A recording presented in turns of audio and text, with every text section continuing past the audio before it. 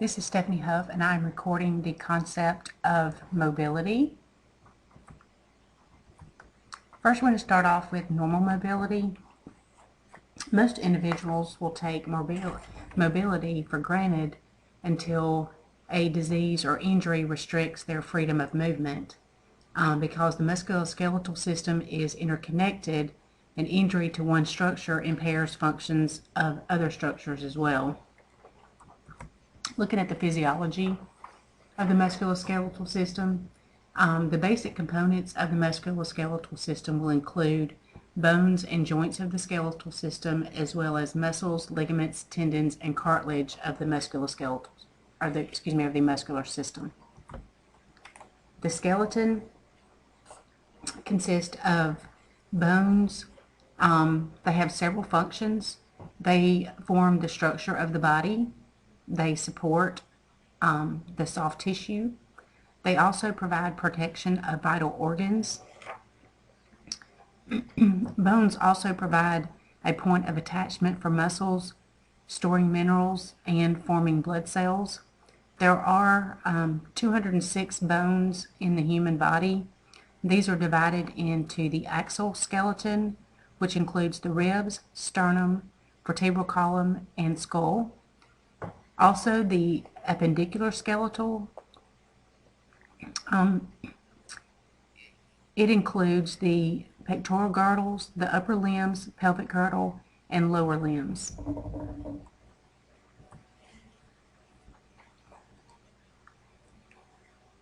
All right, also looking at these skeleton, bone structure consists of specialized bone cells.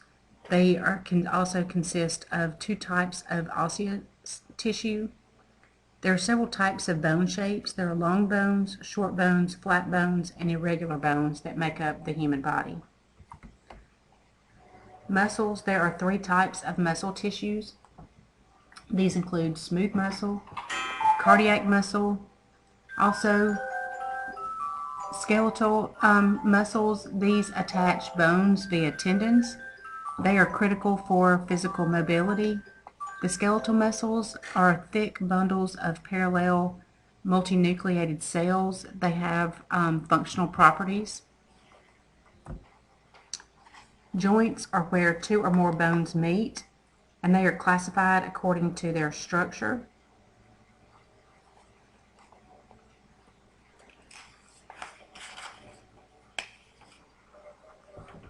They include fibrous tissue as well as cartilaginous tissue. An example of this type would be an epithelial plate in children. It's also known as the growth plate. Joints do hold the skeleton together while providing mobility. Joints are classified by structure. There is synovial joints, and these are articular surfaces that are covered with articular cartilage. They are located within joint cavities. They include a synovial fluid. This is known as a bursar, and this helps to cushion the joint. Ligaments, tendons, and cartilage are all types of connective tissues. Ligaments will connect bones to other bones to form a joint. Tendons connect bones to muscles for movement. Cartilage is a type of flexible connective tissue found in different parts of the body, and this helps with movement. Cartilage is less flexible than muscle and not as rigid as bones. An example would be nose is made of cartilage tissue. There's also cartilage that connects the ribs to the sternum. Of the three of these types of connective tissue, cartilage is the only one that does not contain any blood vessels. Bones and muscles do adapt with aging. Some bones will fuse during infancy. Bones in children grow as the child ages. The growth ability is turned off as adults, so bones will undergo a remodeling at this point. Older adults also experience physiological changes that decrease the strength and mobility in the musculoskeletal system. Musculoskeletal differences in children. In birth, there's a fibrous membrane between the fontanelles, and this allows the bones to shift as the head passes through the birth canal. It also provides flexibility as the child grows. So there's two types of fontanelles that are present. You have one that is the anterior frontal fontanelle, and it's the largest. It is between the frontal and parietal bones. It usually closes between 7 and 19 months of age. There's also a posterior fontanelle, and this is between the parietal and occipital bone, and it closes in the first 2 to 3 months of life. There is a secondary ossification as long bones grow that occurs in children. The long bones in children, they are porous and less dense. So what causes them to be able to grow is that epithelial plate, and that's the growth plate, and it usually closes between 18 and 25 years of age. Usually closes later in males than it does females. These long bones in children, they tend to bend, buckle, or break, but their fractures do heal more quickly due to their rapid growth. Muscles, tendons, and ligaments, these are muscular system is almost completely formed at birth. The ligaments and tendons are stronger than bone in children. And remember, their bones are very porous and less dense. If you've ever seen x-rays of an infant or child, there's a lot of cartilage and not as much bone, especially around the joints. All right, bone remodeling in adults. Bone resorption and bone deposit occurs when minerals are stored in the bones, and they are stored there until there is a need for a cellular process for them to be released.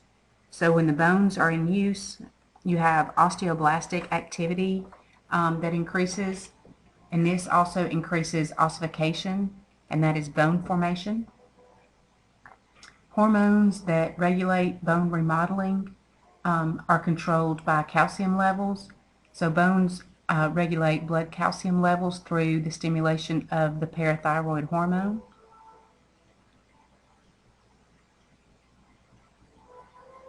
The bone resorption is basically a process by which bone is broken down and its minerals are released into the blood when those are needed. There is a response to bones according to the gravitational pull. So basically, how much you weigh will depend on how much gravitational pull that is affected on the bones. There's also stress from pull of muscles, and that's just through movement. Musculoskeletal changes in older adults. Bones, muscle, joints, and connective tissue undergo many physiological changes that decrease mobility in older adults. Some of the normal bone changes: bone density will decrease as bone resorption exceeds bone formation. So the bones will become thinner and weaker, and so this increases their risk of fractures. The spinal disc loses fluid and becomes thinner, and this combines with decreased bone mass, and this results in shorter stature and stooped posture. So that's why we always know that older people start shrinking, especially women, and that's usually related to osteoporosis. All right, so continuing with changes in older adults, normal muscle changes occur. They will have muscle fibers will atrophy, and that's basically they decrease. It is a process that's known as sarcopenia. This causes the muscles to have less tone and decreased speed and power of contractions. So basically they're not able to move as fast. This also causes a decrease in the muscle strength, slower reaction time, more rapid tiring, and impaired balance. Ligaments and tendons have decreased elasticity, strength, hydration. They also tear easily and heal slowly. This causes decreased flexibility and range of motion, so they have stiffness in their joints. A lot of times all of these together causes pain and inflammation. It also contributes to the slow and unsteady movements and their increased risk for falls. All right, changes in the musculoskeletal system affects nearly every aspect of life. And whether it's a patient is healthy and wants to increase physical activity, or if they have some type of medical condition that limits their mobility, most patients are usually distressed when mobility is less than optimal. Alterations in muscles, bones, and joints are linked to a variety of health problems. These can include arthritis, fractures, neurological disorders, traumatic injuries, but regardless of the cause, impaired mobility or immobility can lead to a number of other healthcare alterations. All right, so some of the concepts that are related to mobility. Comfort. This includes acute and chronic pain, end-of-life care, fatigue, fibromyalgia, health, wellness, and illness. This is the physical fitness of the patient. How much do they exercise? Stress and coping deals with decreased mobility, which increases their stress and causes difficulty in coping. Collaboration, alterations in the musculoskeletal system are going to require a multidisciplinary team to help regain their full mobility. Safety, you have to look at developmental considerations. Like infants, they are at risk for falls, especially when they're starting to get more mobile. Drowning is a big thing. Head injuries, a lot of times they fall. Can't tell you how many parents have brought their kid in because they've fallen off the bed, they rolled off the bed, and concerned about head injuries or injuries to their infant. In child and adolescence, you'll have more sports-related injuries, and then just with their other activities that they do, this puts them at risk for falls and fractures.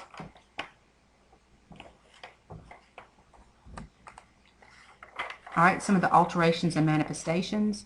Back problems can be from trauma, degenerative disorders, muscle irritation, pregnancy. Strain over time can cause back problems. Poor posture, improper lifting, not using proper body mechanics can cause back pain. Also being overweight or having poor physical exercise can lead to back problems. Fractures, depending on the location, a fracture can greatly impair mobility and also cause increased pain, which may affect their mobility as well. Hip fractures, these are most common in older adults, especially females, and they are usually related to a fall. Multiple sclerosis, we will discuss this at a later date, but it's basically an autoimmune disorder that destroys the myelin sheath around the nerves, and this limits the transmission of the nerves, so those signals are not reaching from the brain to the body part. Osteoarthritis, this is characterized by degeneration of cartilage and bone in a joint. Parkinson's disease is a central nervous system disorder caused by degeneration of neurons that produce the neurotransmitter dopamine. It will be discussed at a later date as well as the spinal cord injuries. But spinal cord injuries are medical emergencies that may result in permanent disability or paralysis.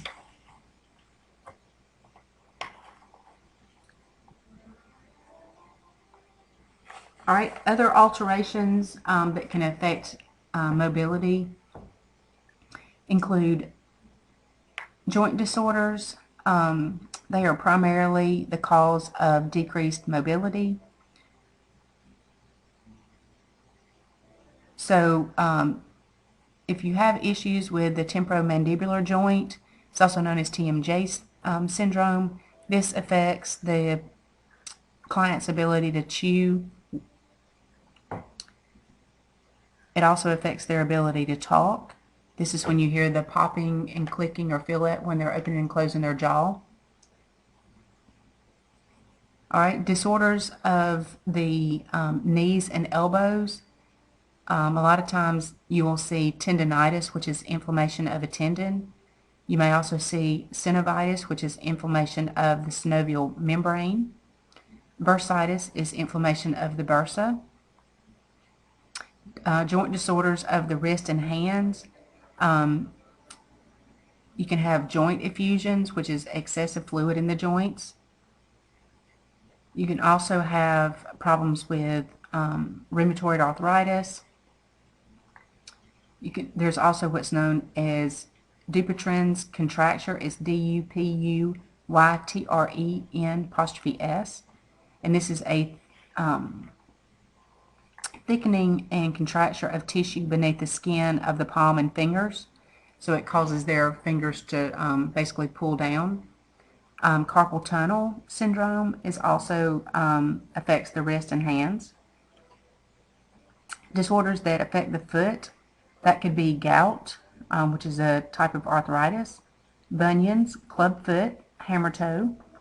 Traumatic injuries are usually sprains and strains. Sprains are stretching or tearing of ligaments. Most commonly, this is ankles and knees that are affected.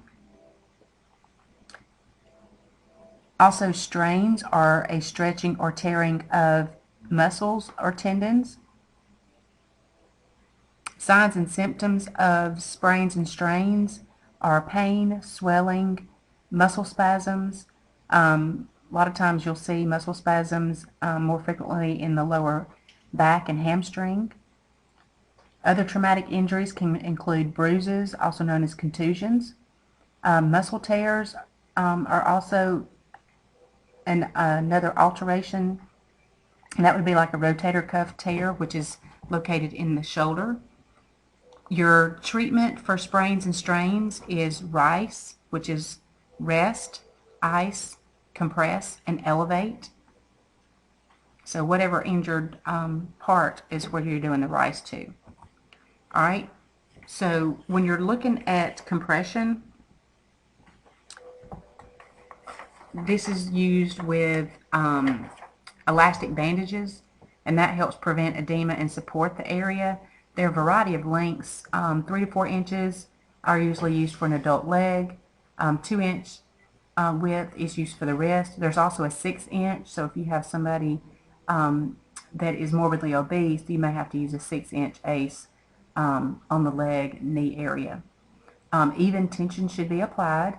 You always wrap distally to proximally, and this will keep you from wrapping it too tight. All right, so once you're applying these compression wraps, you want to make sure that you're examining the area that needs to be covered. A lot of times they may have some abrasions or a laceration that you need to attend to before you apply the compression wrap, so they may need a dressing underneath that. You also are going to be looking at their circulation, looking at temperature, color, pulses, and edema. Also monitoring their movement. Once you have placed all this on, make sure they have good circulation. There are a variety of turns. Figure 8. A lot of times these are used over a stump, like if they've had a amputation, whether that be traumatic or surgically done. There are spiral turns, and that's probably the most common one that you'll use. After applying the compression wrap, it needs to be secured with tape or clips, and a lot of times when we put the clips on, they tend to come off easily, so we'll put a piece of tape on top of them so that they don't lose their clips. Alright, you want to evaluate after completion of applying the wrap every 4 hours and as needed. Again, you're looking at color, temperature, pulses bilaterally. You got to compare one side to the other, assessing their sensation and mobility. Alright, so these are just pictures showing you there's like 4 muscles that make up the rotator cuff, and you can have a tear in any of these 4 muscles. Oftentimes they'll have tear in more than one at the same time. But this is just looking at a partial tear before and after repair. And so you can see before the tear, the gentleman is unable to lift his arm all the way above his head. And that's because that muscle has been torn. It also is very painful as well. And so once they repair it, then they should get back to where they can raise their arm all the way up. But they do have extensive physical therapy to go through. Alright, so looking at some genetic considerations and non-modifiable risk factors. Aging is a primary risk factor in mobility. Joint problems that decrease mobility include osteoarthritis, gout, kyphosis, which is like the humpback, and so it's where they get that big knot looking thing right below their neck. Lower back pain. Lordosis is what is also known as sway back, and that can cause them to have lower back pain as well. And then inflammatory disorders. These are your most common joint problems that decrease mobility as the individuals will age. There is also an increased risk of fractures, especially hip fractures, and that's usually associated with osteoporosis in the older adults. Genetic factors are also linked to alterations in mobility.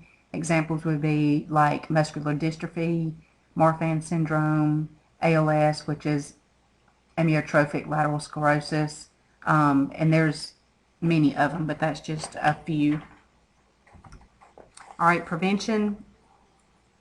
Good lifestyle habits are going to be vital in preventing bone, muscle, and joint problems.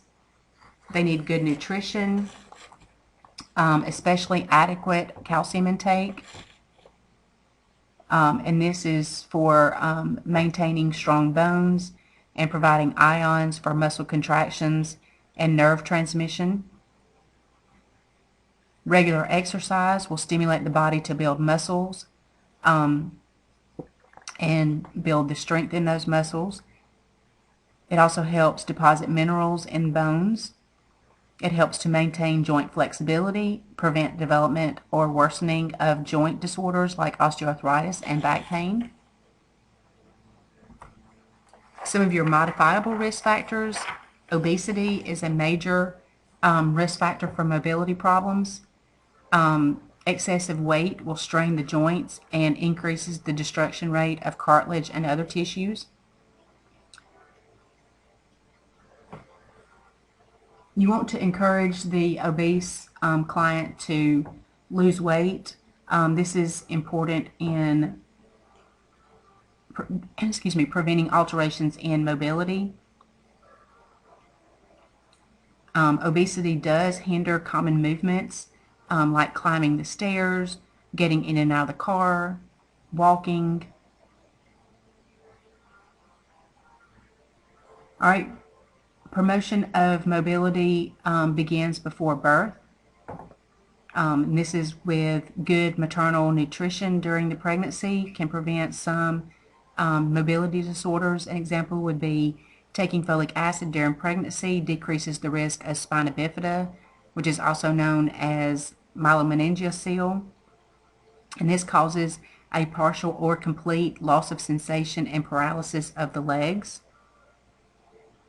Also, a well-balanced diet helps the fetus develop strong bones and muscles. It also makes essential nerve connections.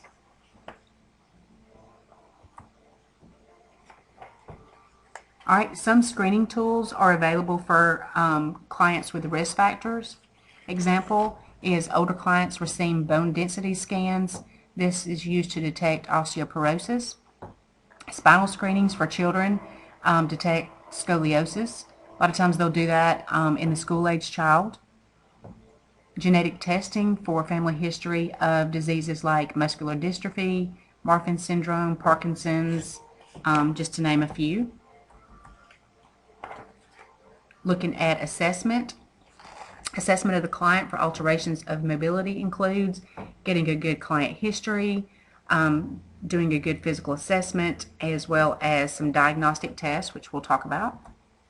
So looking at the nursing assessment, you want to gather information to determine whether the client is experiencing any type of musculoskeletal dysfunction. You're also determining any primary manifestations of any kind of musculoskeletal disorder. So you're looking at pain, any limited mobility issues. Other manifestations that you're going to be wanting to assess for are going to be pain, fatigue, any weight changes, inflammation, client history. You want to ask questions about their lifestyle, their current physical activity. So how much activity do they get, or how much do they not get? Also looking at their abilities to perform their activities of daily living, any past injuries or problems. You're looking at joint problems, pain, any kind of neurologic issues.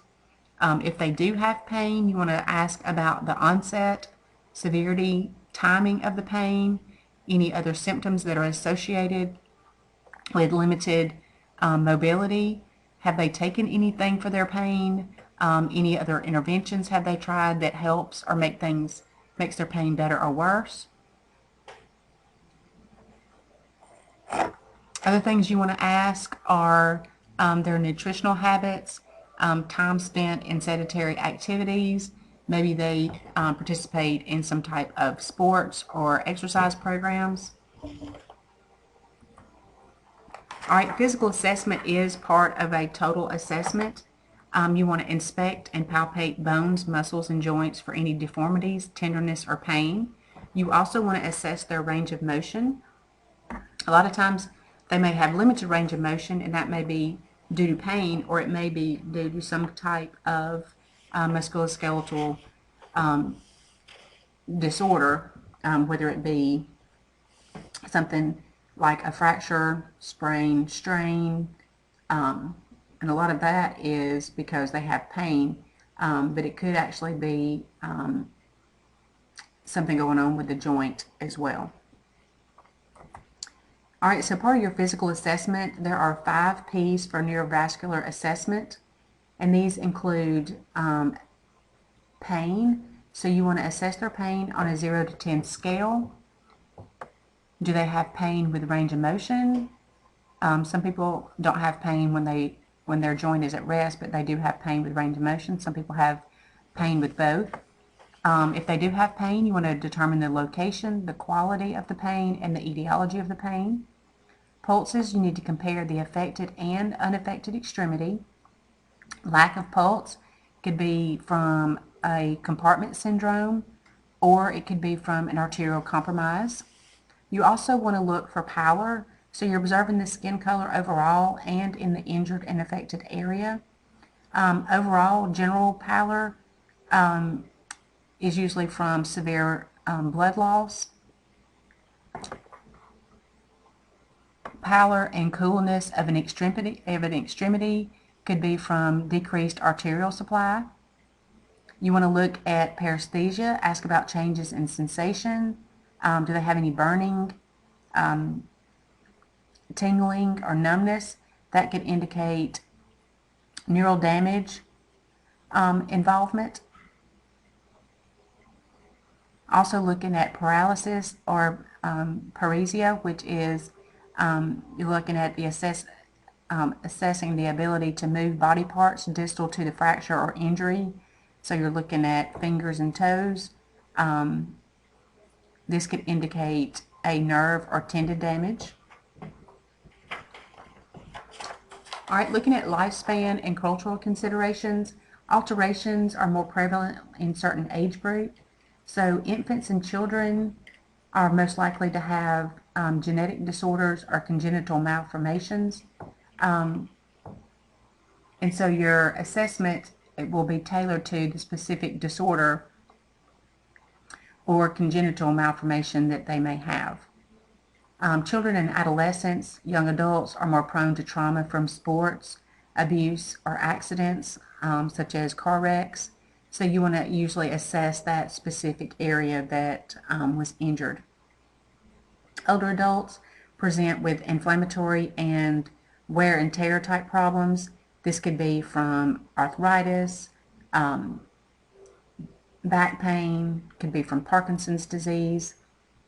Pregnant women may also have decreased range of motion and increased back pain. So you want to ask them questions about postural changes. A lot of times pregnant women, they do develop that lordosis, which is that sway back, and that's just to compensate for the increased abdominal girth and weight of the baby.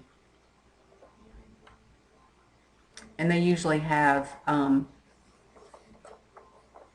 decreased range of motion, especially in their back, because they're not able to bend all the way forward, and again, that's because of that increased abdominal girth.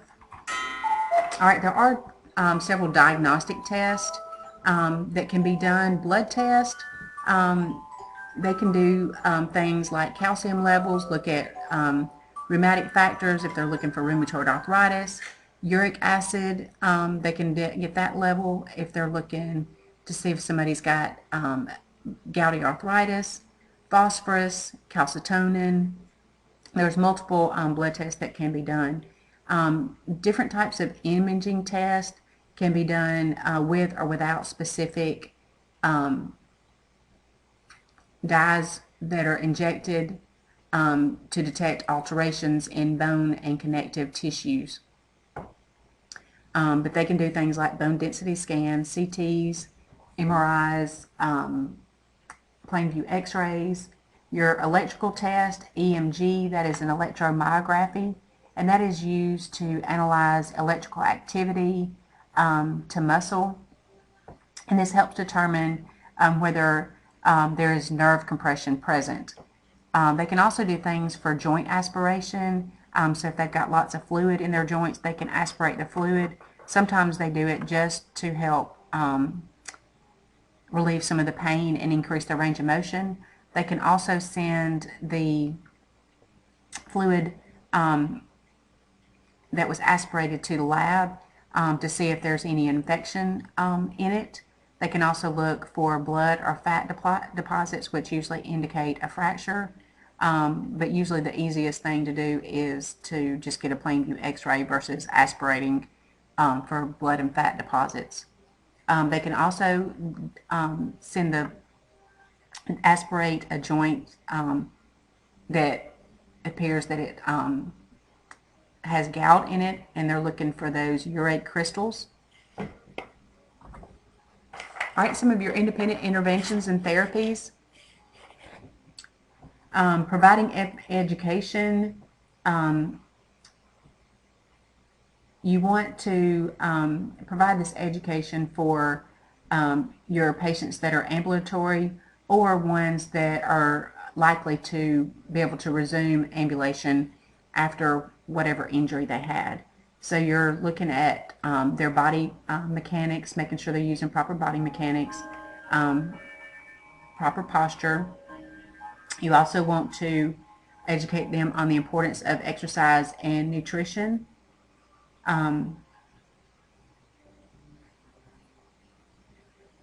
Medications, you want to educate them about the medications, how to take them, side effects of these medications, any precautions that are associated with these medications. You want to provide comfort, and usually this is going to be during your periods of immobility, looking at client positioning, proper padding of joints can prevent discomfort and skin breakdown.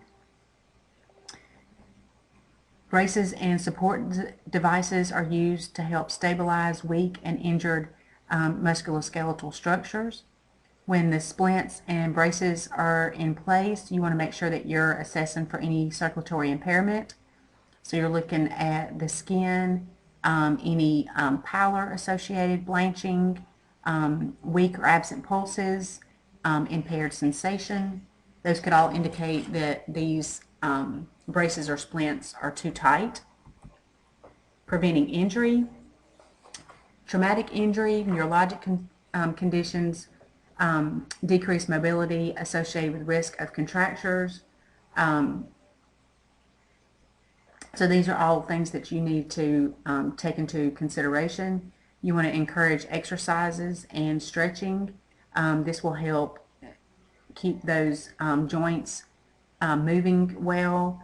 It also helps to prevent those contractures. Uses of braces and splints as prescribed by physical therapy and occupational therapy. Environmental screening for potential hazards such as loose floor coverings, that would be like throw rugs, inadequate lighting, obstructed walkways. You also want to make sure that they're using proper assistive devices and provide instructions as needed on their use. A lot of people will use things incorrectly, and if you see them using them incorrectly, then you need to educate them on correct use, because otherwise they can harm themselves, or even it could cause them to fall. All right, so your collaborative interventions and therapies includes rehabilitative services. They are used to help preserve and regain mobility. This also includes pharmacologic interventions as well. Physical therapy, these are used with therapeutic exercises. Occupational therapy for patients with altered mobility. Occupational therapy, they do use exercises and activity to help with ADLs such as bathing, meal preparation, housework. They can also help with modifications in their home environment. Exercise, muscles that are not used can weaken and shorten, and this will promote contractures. Passive and active range of motion is done to help maintain joint mobility. So if they can do active range of motion, this is when the patient is doing the range of motion themselves. Passive is when someone else is working their joints and doing range of motion exercises. Your resistive exercises, these are active exercises where patient works against resistance to increase muscle strength, and they can use this resistance can be with weights, or it can be with somebody else causing this resistance. Your isometric exercises, these are active exercises used to maintain the strength when the joint is immobilized. So they will contract specific muscle groups against another muscle group or an immobile object to help maintain this strength. Ambulation is the ability to walk from place to place independently with or without an assistive device. Ambulation does improve the function, well-being, and strength of joints. Before assisting the client with walking, you need to explain the purpose, what you're going to do. You want to prepare the client in phases, especially if they've been laying down for extended periods of time. So you want to sit them on the side of the bed to help decrease vertigo and postural hypertension. Some of your assistive devices, crutches, There are 3 designs of crutches. Your axillary is the most common for short-term use, with the weight should be supported on the wrist and not the axilla because they can cause nerve damage. They can use 2 crutches. Usually that's done for non-weight bearing. They can also use 1 crutch to help with stability or partial weight bearing. A lot of times they'll use 2 crutches even for partial weight bearing just because it helps a little bit more with their balance.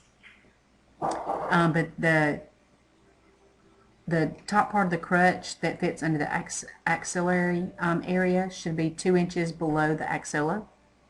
There's also a loft strand crutch, and that has a forearm piece for stability so it doesn't go all the way up to the axilla.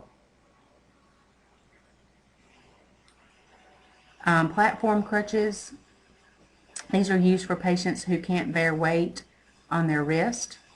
Walkers, there are walkers that have 4 legs, that have rubber stoppers on the end. They also have walkers that have 2 wheels on the front of the legs. If they have 4 legs and no wheels, they have to be able to maintain balance as well as maintain their entire weight when they pick the walker up and move it versus sliding it forward. But walkers are used to assist clients with balance and walking. The arm support all are part of the body weight. Canes can also be used, but they have to be able to bear their weight, but they're used for if they're unsteady or if they have 1 weak limb. This will help protect clients. Alright, so this first one that's on the left, that is that loft strand type crutch, and so you can see it has the forearm piece for stability. The ones on the right, both of those are platform crutches, and you can see that they use their forearms instead of their wrist for support. Alright, collaborative therapy includes pharmacologic therapy. They're the use of anti-inflammatory drugs. This includes NSAIDs, antispasmodics, those are your muscle relaxers, to help with those muscle spasms. Bone growth stimulators, these are your bisphosphonates, and these will inhibit osteoclast mediated bone resorption, so a lot of times these are used for your osteoporosis patients. Alright, and that's the end of concepts of mobility. If you have questions, as always, please let me know so we can clarify things.